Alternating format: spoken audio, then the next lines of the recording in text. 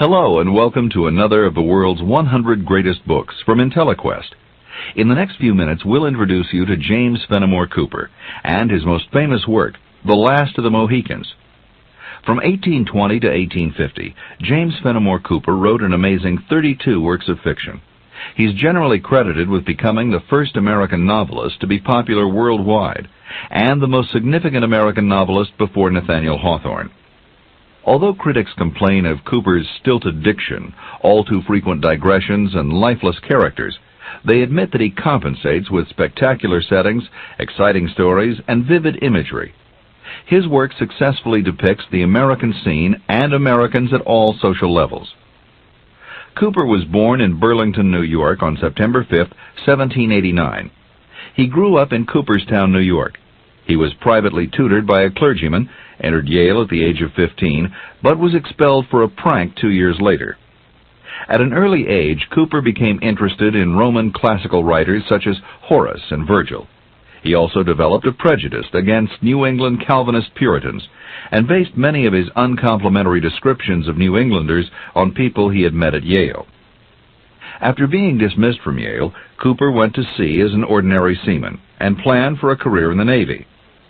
Early in 1808, he received a commission as a midshipman in the United States Navy. His 3.5 years of naval service helped him write his famous sea romance, The Pilot. In 1811, Cooper married Susan Augusta Delancey, the daughter of a wealthy and aristocratic family from Westchester, New York. He became the father of 5 daughters and 2 sons. His life in Westchester County helped him write The Spy, his historical romance novel of the Revolutionary War. Cooper's novels are classified in 6 major groups. Included in the historical romance group are The Leatherstocking Tales, 1823 to 1841, The Spy and The Wept of Wish to Wish, 1829. The Leatherstocking Tales are also grouped among the wilderness novels, which include The Last of the Mohicans, 1826. The third group was the sea novels, and the final 3 groups are of Cooper's less-known works, novels with European settings, socio-political novels, and the so-called little-page manuscripts. Cooper also wrote nonfiction, but it was mostly unpopular. While many writers struggled to make a living, Cooper was relatively wealthy and lived like a country gentleman. However, he ended his days bitter toward the world. He remained an individualist until he died on September 14, 1851, the day before his 62nd birthday. Now let's turn to The Last of the Mohicans, Cooper's most famous novel. It's actually another story about Cooper's fictional frontiersman, Natty Bumppo, who is the hero in Cooper's wilderness novels. Natty Bumppo goes by many names: Deerslayer, Pathfinder, Leatherstocking, and simply the Trapper. In The Last of the Mohicans, he's called Hawkeye. The Last of the Mohicans takes place during 1757 in an area of upper New York State that is a no-man's land between the English and French armies. It is the 3rd year of the war between England and France. Word has just been received that a large French force, headed by French General the Marquis de Montcalm, is heading south toward Fort William Henry, which is located on Lake Horicon and commanded by Colonel Monroe. Monroe requests reinforcements from Fort Edward, another English fort located a short distance to the south. General Webb, Fort Edward's commander, has a force of 5,000 men and is expected to send 1,300 soldiers north. Also at Fort Edward, and planning to travel to Fort Henry, are Colonel Monroe's 2 beautiful daughters, Cora and Alice, and Major Duncan Hayward, a British staff officer. Cooper describes the party this way: "At this spot were gathered a half-dozen horses, caparisoned in a manner which showed that 2 at least were destined to bear the persons of females, of a rank that it was not usual to meet so far in the wilds of the country. A 3rd wore the trappings and arms of an officer of the staff." They head north, guided by an Indian guide who supposedly knows a shortcut to Fort Henry.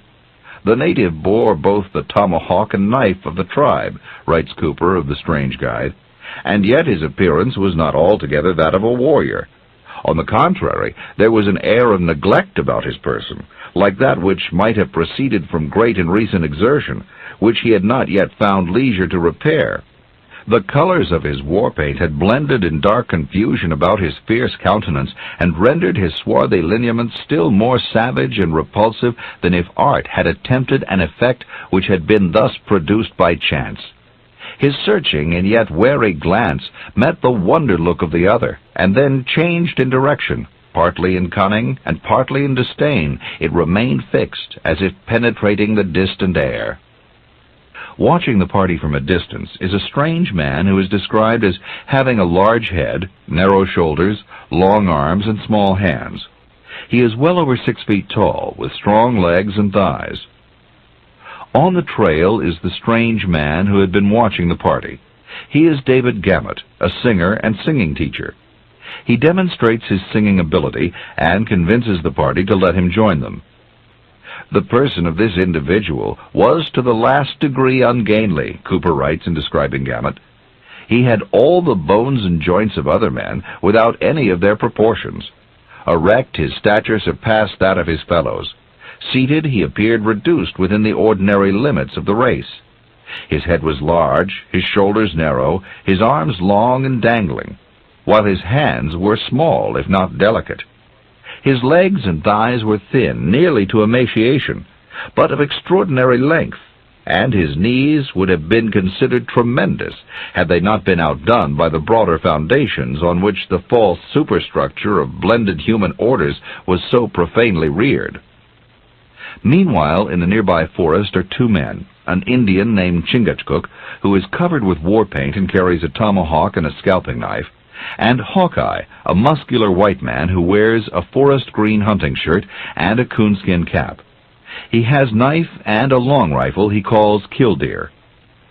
In describing Hawkeye, Cooper writes, "His person, though muscular, was rather attenuated than full, but every nerve and muscle appeared strong and indurated by remitted exposure and toil.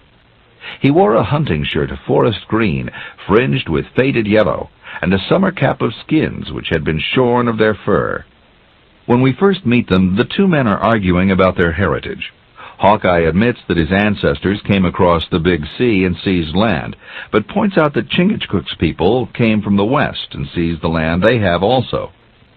Chingachgook then reminds Hawkeye that Uncas, his son, who will join them soon, is the last of a great Indian tribe called the Mohicans.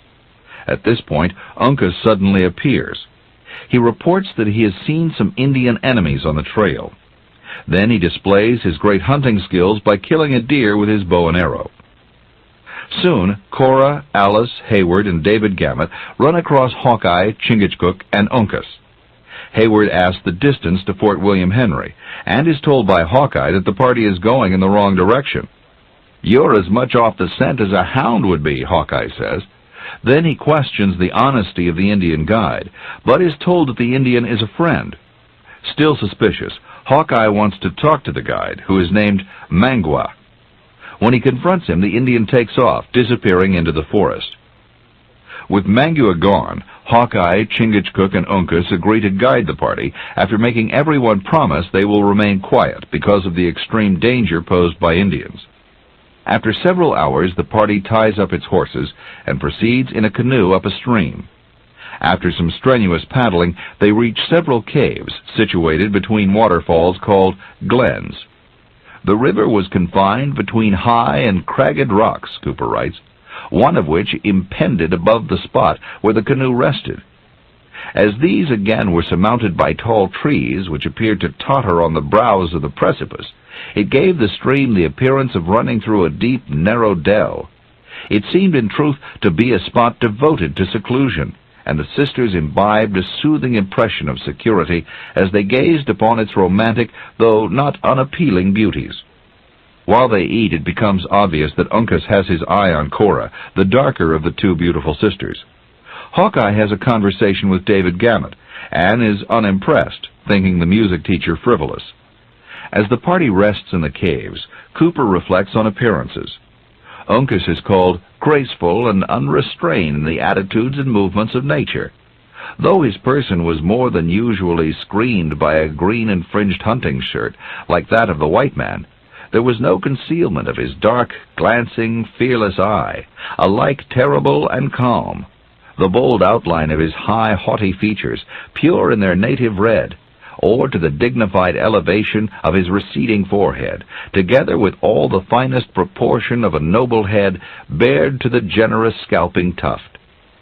And of Hawkeye, Cooper writes, "The strong glare of the fire fell fully upon his sturdy, weather-beaten countenance and forest attire, lending an air of romantic wildness to the aspect of an individual who, seen by the sober light of day, would have exhibited the peculiarities of a man remarkable for the strangeness of his dress, the iron-like inflexibility of his frame, and the singular compound of quick, vigilant sagacity and of exquisite simplicity that by turns usurped the possession of his muscular features." All of a sudden, a cry described by Cooper as neither human nor earthly rose in the outward air, penetrating not only the recesses of the cavern, but to the innermost hearts of all who heard it. It was followed by a stillness as deep as if the waters had been checked in their furious progress at such a horrid and unusual interruption. Nobody knows what the sound is. Hayward takes the two sisters into a safer cave to sleep. Again the cry is heard. The next morning, just as the party prepares to leave the cave, they're fired on from across the river by a group of Indians. David is wounded, and Hayward carries him into the cave. Soon the Indians charge, and several are killed. But in the process, Hawkeye runs out of powder and bullets. He had powder and bullets in the canoe, but discovers that the Indians have captured it. When Duncan asks what will become of them, Hawkeye passes his finger round the crown of his head, indicating they will be scalped. Cora, however, convinces all but Hayward that the men should leave the girls to the mercy of the Indians and go for help. "Why die at all?" Cora says. "The path is open on every side. Fly then to the woods. Go, brave men. We owe you too much already. Let us no longer involve you in our hapless fortunes." Hayward stays behind with the wounded David, who soon recovers sufficiently. Duncan and the two girls hide in the cave. Both entrances have been covered by brush, but soon the Indians, led by Mangua, the party's former guide, find the party and brings its members out into the open. The Indians take their captives across the river in a canoe. The main body of Indians leaves, and the captives are left with 6 Indians, led by Mangua. As the party makes its way through the forest on horseback, Cora tries to break twigs to leave a trail for help to follow. Meanwhile, Hayward tries to bribe Mangua by telling him Monroe will reward him handsomely if he takes the girls to the fort. He thinks the Indian is impressed by the possibility of riches. Mangua is interested in Cora. He tells her that his problems with firewater are what have made him a renegade, and tells her that her father had once whipped him like a dog because he'd been drinking. He shows Cora the scars on his back, then says he wants Cora for his wife. Mangua thinks such an arrangement will avenge her father's actions, since Cora will have to draw his water, hoe his corn, and cook his venison. Cora, of course, refuses him. Angry, Mangua stirs up the other Indians, demanding revenge in blood. They fasten the captives to trees and begin to torture them. Mangua says he will save Cora's younger sister Alice if she will be his wife, but Alice says she would rather die than see her sister marry Mangua. Just in the nick of time, Hawkeye, Chingachgook, and Uncas arrive. One by one, the Indians are killed. During the battle, the shrewd Mangua fakes his death. Then, when the victory is being celebrated, Mangua escapes into the forest. "Well done for the Delaware! Victory to the Mohicans!" cries Hawkeye after the victory, once more elevating the butt of his long and fatal rifle. After David is untied, Hawkeye strongly suggests that David should part with his pitch pipe and get a weapon, but David responds that he believes in Puritanism and is opposed to violence. Then Cooper writes, "The instant David discovered that he battled with a disputant who imbibed his faith from the lights of nature, eschewing all subtleties of doctrine, he willingly abandoned a controversy from which he believed neither profit nor credit was to be derived." Hawkeye next tells the captives how they were able to find them. When the Indians had split up, horses going in 2 directions, Uncas was able to tell which horses carried the girls by noticing that the horses carrying them had planted the legs of one side of the ground at the same time. This unusual walking pattern, plus the distribution of the weight, tipped Uncas to which horses were carrying the girls. He also found the twigs that Cora had broken and left for a trail. The party returns to where they'd tied their horses, mounts, and after several hours arrives at a rundown blockhouse in the middle of a clearing. In the middle of the night, the party gets lucky.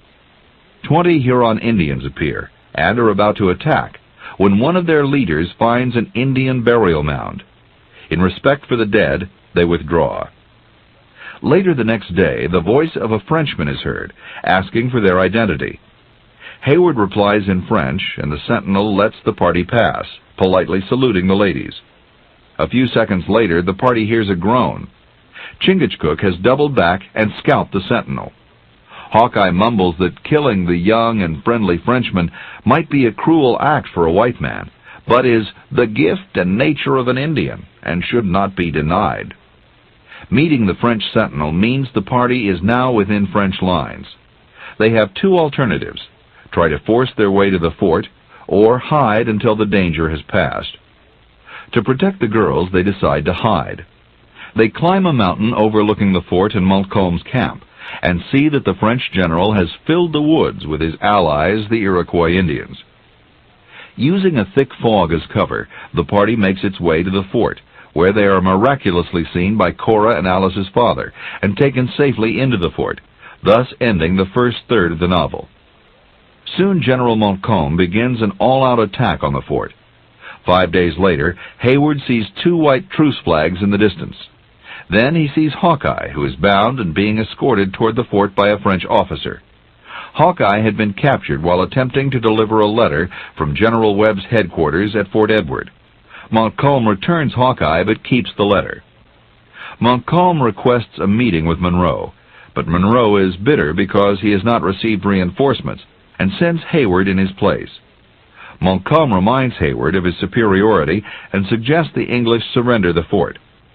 Hayward learns nothing about the letter and takes a request back to Monroe from Montcalm asking for a meeting. When Hayward gets back to Monroe, all Monroe wants to speak about is Hayward's interest in his daughters. He is angered when he finds that Hayward is interested in Alice, not his older daughter Cora. He then accuses Hayward of being prejudiced against Cora, because Cora's mother, whom Monroe met and married in the West Indies, had a grandmother who was once a slave. Later, after Cora's mother had died, Monroe had returned to Ireland, where he'd married Alice's mother. Then abruptly Monroe switches his interest to the message from Montcalm. Monroe marches to meet Montcalm, who hands him the letter from General Webb, which says that no reinforcements are being sent. Monroe agrees to vacate the fort the following morning if his company is allowed to leave with its arms, colors, and baggage. Before they leave, Mangua, who is now working with the French, tries to shoot Monroe, but Montcalm stops him. Mangua tells him that the Indian allies of the French want to take many more English scalps. Montcalm tries to calm Mangua down with little success. As the British begin to evacuate, the women, children, and David Gamut, who has been assigned by Monroe to watch his daughters, trail behind the troops. As they pass near the Indians, one Indian grabs the shawl of a woman. When she objects, he grabs her baby from her arms, dashes its head against a rock, then kills the woman with a tomahawk. At that dangerous moment, Cooper writes, Mangua placed his hands to his mouth and raised the fatal and appalling whoop. The scattered Indians started at the well-known cry as coursers bound at the signal to quit the goal. And directly there rose such a yell along the plain and through the arches of the wood as seldom burst from human lips before. More than 2,000 raging savages broke from the forest at the signal. Death was everywhere, and in his most terrific and disgusting aspects, the flow of blood might be likened to the outbreaking of a torrent. And as the savages became heated and maddened by the sight, many among them even kneeled to the earth and drank freely, exultingly, hellishly of the crimson tide. Alice faints, and Gamut suddenly begins singing a psalm that startles the Indians and keeps he and the girls safe until Mangua, unable to find and kill Monroe, grabs Alice and rushes into the forest, followed by Cora and Gamut. Mangua forces the girls and Gamut to mount horses and rides off with them. They ride to the top of the mountain and watch the massacre. This is the bloodiest section of the novel, which Cooper uses to illustrate the difference between savagery and civilized conduct. 3 days later, Hawkeye, the Mohicans, Monroe, and Hayward return to the scene of the massacre.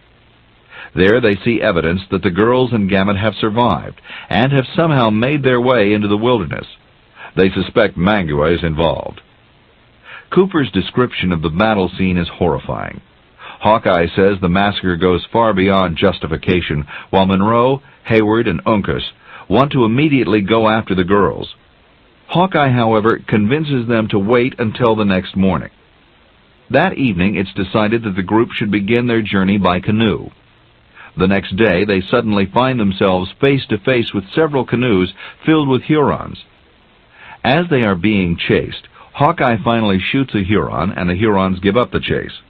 After taking precautions that they won't be found by the Hurons again, they finally reach their destination, hide the canoe under some brush, and begin their hunt for Cora and Alice. For a while there's no sign of the girls. Finally, Uncas finds some footprints made by horses and follows them to an abandoned campfire site. There all the clues vanish, until Uncas dams up a stream to divert the flow of the water and discovers a moccasin print. Later he finds a footprint in the moss and realizes that Mangua and the girls have abandoned their horses. Later he learns that the girls have been transported by a crude hand-barrow-type device, of which he finds fragments. Nearing a Huron camp, Hayward is left behind near a beaver pond as an observer. When he sees a person in the woods, he tells Hawkeye, who plans to silence whoever it is. It turns out to be David Gamut, dressed in a combination of white man's and Indian's garments. While the previous part of the book has been full of action, this section is all silence. As the party continues quietly through the woods, Hawkeye thinks how bitter he is at Montcalm for doing nothing to keep the Indians from slaughtering the helpless women and children of the fort. All along, Uncas continues to be the Indian hero by making discoveries that help the party pursue the girls. During this trip, Hawkeye's ability as a tracker seems to be questioned by Cooper. 3 times he loses the trail, only to have Uncas find it. David Gamut's appearance is amusing to Hawkeye, who silently laughs at how ridiculous he looks wearing Indian and white man's clothing. But he's glad to find out from David that the girls are all right. Alice is being detained by the Hurons nearby, while Cora is at a distant village of neighboring Indians. David is allowed to roam freely because the Indians think he is crazy, and believe that the Great Spirit protects those who are feeble-minded. Hawkeye and the 2 Mohicans are quite interested when David speaks of the neighboring tribe where Cora is kept. They believe he might be describing a Delaware tribe. Hawkeye and the Mohicans have been friendly with the Delawares in the past. Suddenly, Duncan comes up with a plan to free Alice. Duncan decides to act like he is totally crazy in order to freely circulate among the Hurons as David has done. Chingachgook paints him so that he looks friendly and slightly silly. David and Duncan approach the village, which is not guarded because the Indians are so far from the battle zone they feel secure. The 2 men walk into the principal lodge of the village, where the most important leaders in the tribe are sitting. One of the oldest chiefs discusses their reason for being in the village. At that point, Duncan decides to make the Indians believe he is a Frenchman who is a primitive physician, a healer much like a medicine man. Just then, the discussion was interrupted by the return of a war party. One man is carrying a pole with several human scalps displayed on it. A squaw adds brush to the fire, illuminating the area. The 2 white men see 2 captives who are about to be forced to run a gauntlet through the Indians of the village. One man looks strong and erect, the other looks scared. The strong and erect man leaps over some children and makes it through the line.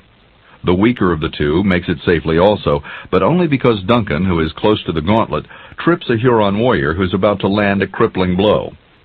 It turns out that the strongest of the 2 is Uncas, while the other captive is a young Huron brave known as Reed that Bends. The young Huron goes directly into the council lodge, while Uncas is led in. The Huron council sits much as it had for Duncan and David's visit. The Indians show respect for Uncas' daring, then focus their attention on the young Huron, who is addressed by name. They call Reed that Bends a coward, by saying his enemy knows the shape of his back and have never seen the color of his eyes. The verdict is announced. "Your name will never again be mentioned in this tribe. It is already forgotten," the judge says. Then the young man rises to his feet and bares his chest.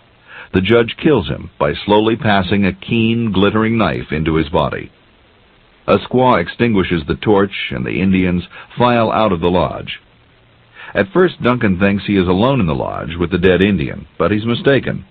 Uncas approaches him and whispers that Monroe and Chingachgook are safe and the Rife of Hawkeye is not asleep. Then Uncas pushes Duncan from the lodge for his safety. Duncan returns to the council lodge after the warriors have reassembled. He is asked if his medicine is strong enough to help one of the wives of the young warriors who is sick. He says he will try to help her. Before Duncan can leave the lodge, a powerful warrior enters. It is Mangua. For a while, Mangua does not realize that Uncas is a captive, but when Mangua identifies Uncas by his French name, Le Cerf Agile, the nimble deer, there is great stir in the tent, because Uncas is well known to the Hurons. Mangua's oratory is so excitable that it causes one warrior to throw his tomahawk at Uncas. Mangua manages to deflect the tomahawk with his arm because he wants to torture Uncas. Finally, Duncan is escorted by the chief to a cave where the sick Indian maiden is lying.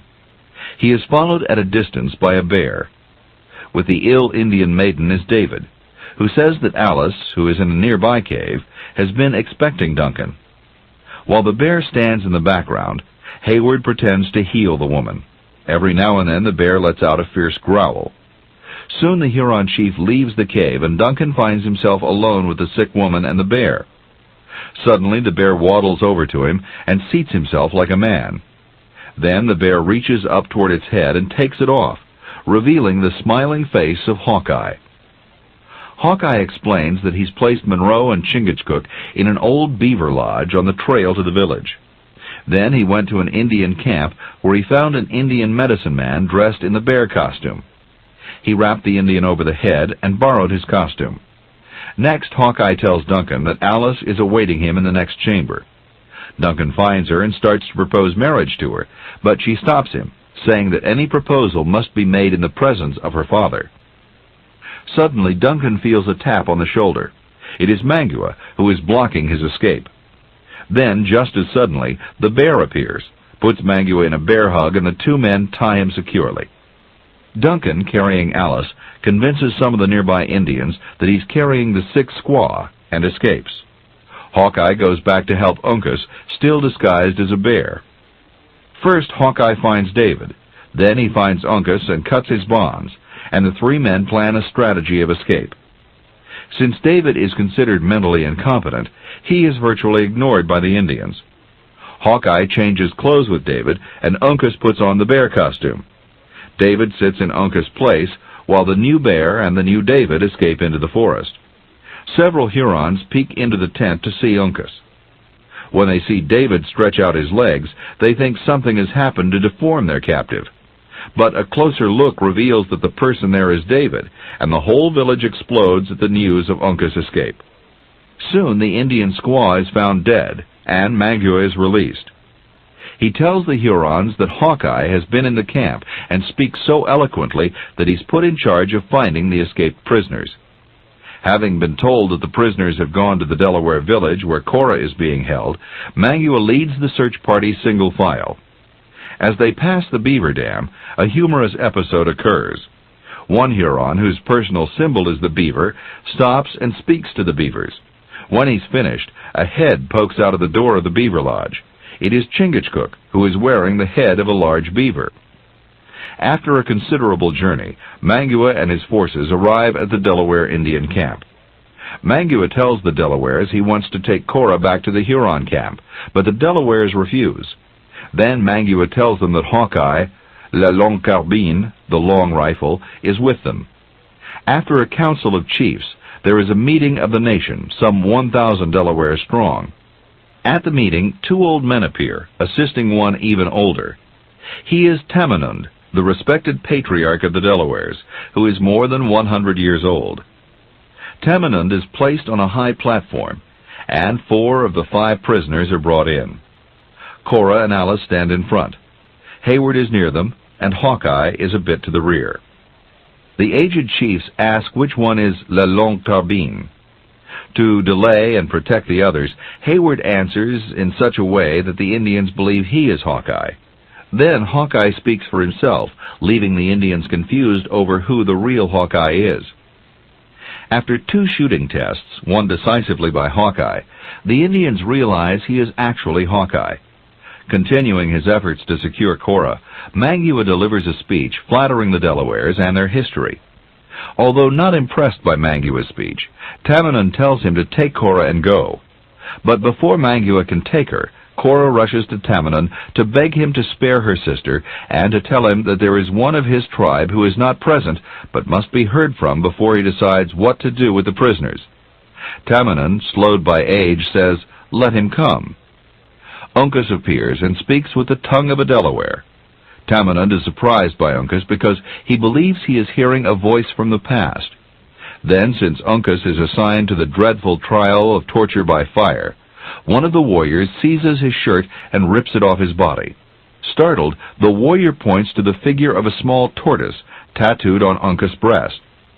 Uncas, with the air of a king, advances to the front and says he is Uncas, the son of Chingachgook. Tamenund is exalted. He realized that he is looking at the grandson of his ancient close friend, Uncas, the ancient leader of the Mohicans. Uncas introduces Hawkeye and says that Hawkeye has fought on the side of the Delawares and never knowingly harmed a member of the tribe. Tamenund then asks Mangua if he had conqueror's rights over Uncas, Hawkeye, Alice, and Hayward. Uncas denies any such right. When Uncas is asked if Mangua has a conqueror's right over Cora, whom Uncas loves, Uncas is silent, and Mangua says, "Mohican, you know she is mine." Mangua refuses to exchange his conqueror's rights to Cora for Hawkeye's promise that he would remove himself from the warfare. Knowing that the Delawares will come after him, he leaves with Cora. Once Mangua leaves the Delaware camp, Uncas takes charge. He takes his tomahawk and strikes it into a post that is the emblem of the Hurons. It is the announcement that he will lead the expedition to rescue Cora. This is the first time we've seen Uncas assert himself. Previously, he's only spoken after Chingachgook and Hawkeye have finished. The next morning, the Delawares, who are being watched, as Hawkeye expects, by the Hurons, divide into several parties, with Hawkeye leading one group and Duncan with him. As more than 200 Delaware move into the forest, they are met by David, who tells them the Hurons are hidden in the forest and that Cora has been left in a cave. Hawkeye leaves with a party of 20 rifles, planning a scissors drive with Uncas' party against the Hurons. David follows the group, armed only with a slingshot. For some time there is no sight of the Hurons. Then a shot rings out, killing a Delaware, and the war is on. At first the battle goes against Hawkeye's group, but when they near where Uncas is located, things change. Hawkeye and Hayward lead a charge that sweeps away the Hurons. Soon Hawkeye and Hayward are shooting at the Hurons from one side, while Chingachgook and Monroe, who have joined the fight, have them in a crossfire from the other. Just then, Uncas comes on the scene with 100 warriors, and the Hurons are all but finished. Uncas then takes off after Mangua, who heads toward the cave where Cora is held. With the help of 2 Hurons, Mangua takes Cora out of the back entrance of the cave, onto the side of a mountain. Cora stops on the ledge and says, "I will go no farther. Kill me if thou wilt." Mangua raises his knife to strike her, but hesitates. Above him, Uncas lets out a blood-curdling yell, then leaps to the ledge where Mangua and Cora are. Mangua steps back, and one of the other Hurons stabs Cora, killing her. Then Mangua stabs Uncas in the back. Using his last bit of strength, Uncas strikes at Cora's murderer. But his endurance is gone, and Uncas can't prevent Mangua from stabbing him in the chest 3 times, killing him. Mangua attempts to escape, but when he tries to leap from one part of the rocks to another, he comes up short. As he is falling, Hawkeye, who's been watching from a distance, draws his rifle Killdeer and unloads its contents into the Huron's body. Mangua falls, cutting the air with head downward. Following the 3 deaths, the Delawares are in mourning. Cora's body is covered with Indian robes. At her feet is seated her unhappy father.